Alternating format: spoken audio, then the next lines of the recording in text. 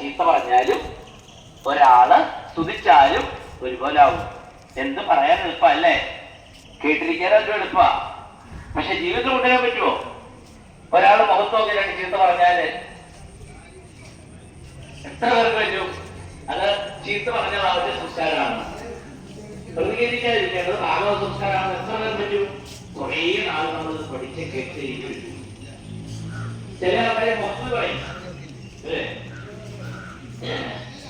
നമ്മള് തന്നെ ഇറങ്ങിയപ്പോ അവിടെ പ്രഭാഷണം കിട്ടിയതായി. ഞാൻ വെറുതെ തലമുക്കിയിട്ടൊന്നും കാര്യമൊന്നുമില്ല. അവരവരുടെ സംസ്കാരം ഒരാളെ അഭിനന്ദിച്ചു എന്നുള്ളത് കൊണ്ട് അറിയാം. അല്ല, അപ്പൊ ചീത്ത പറഞ്ഞാലും കുടിച്ചാൽ അതുപോലെ സമ്പത്ത് വന്നാലും ഇറങ്ങിപ്പോയാലും ഒരുപോലെ ആകണം. അത് മനസ്സിലാണ് ഒരുപോലെ ആകണം. ആലോചിച്ച മനസ്സിലാവും. നമ്മൾ ഈ ഭൂമിയിലേക്ക് വരുമ്പം ഈ സമ്പത്തുമായിട്ടോ ബന്ധുക്കളായിട്ട് വരുന്നുണ്ടോ? ആരെങ്കിലും എത്ര വലിയ വലിയ കുടുംബത്തിൽ ജനിക്കുന്നവരാണെന്ന് പറഞ്ഞാൽ ജനിക്കുന്ന സമയത്ത് എല്ലാവരും ഒരുപോലെയാണ്. ജന്മനാ ജായതേ ജന്തു കർമ്മണാ ജായതേ ഭാഗത്ത് പറയുന്നത്.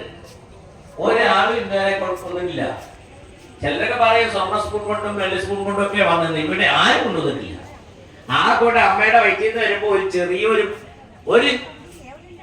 പൊക്കിൾക്കൊടി എന്ന് പറയുന്ന ഒരു ബന്ധമുണ്ട്. അത് തന്നെ നേഴ്സന്മാരെ മുറിച്ചു വിടും.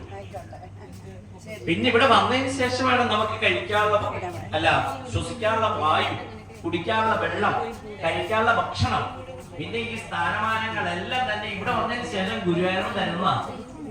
പക്ഷേ ഇതൊക്കെ കിട്ടിക്കഴിയുമ്പോൾ അങ്ങനെ വസ്ത്രം മറക്കും, ഭഗവാനെ മറക്കുക.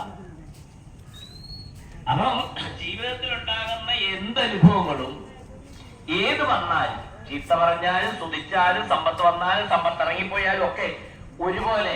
സമ്പത്ത് വരുമ്പോ ഗുരുവായൂർ തന്നു അല്ലെ മഹാദേവൻ തന്നു എന്നുള്ള ഭാവമാണ്. സമ്പത്ത് ഇറങ്ങിപ്പോയാൽ ഭഗവാൻ തന്നു, ഭഗവാൻ എടുത്തു, ഇങ്ങനെ ആയാൽ സമാധാനായി. പക്ഷെ അങ്ങനെ ആവോ? നമുക്ക് എന്തെങ്കിലും നേട്ടമുണ്ടായാൽ ഗുരുവായൂരപ്പനെ തന്നെ നേട്ടാണെന്ന് പറയുന്നത് എനിക്ക് എത്ര പേരുണ്ട്? ആ തന്റെ കേമത്താണ്. കോട്ടം ചെയ്യാലോ, ഇത്രയും നാളെ ഞാൻ ഗുരുവായൂരപ്പനെ ഭരിച്ചിട്ട് മഹാദേവനെ ഭരിച്ചിട്ട് ഇങ്ങനെ വന്നല്ലോ എന്നല്ലേ പറയുക. ആ കോട്ടം വരുന്ന ഭഗവാനെ തലക്കി വയ്ക്കും, നേട്ടം വന്നാൽ നമ്മുടെ തലക്കി. അങ്ങനെയല്ലേ നാട്ടുകാര്?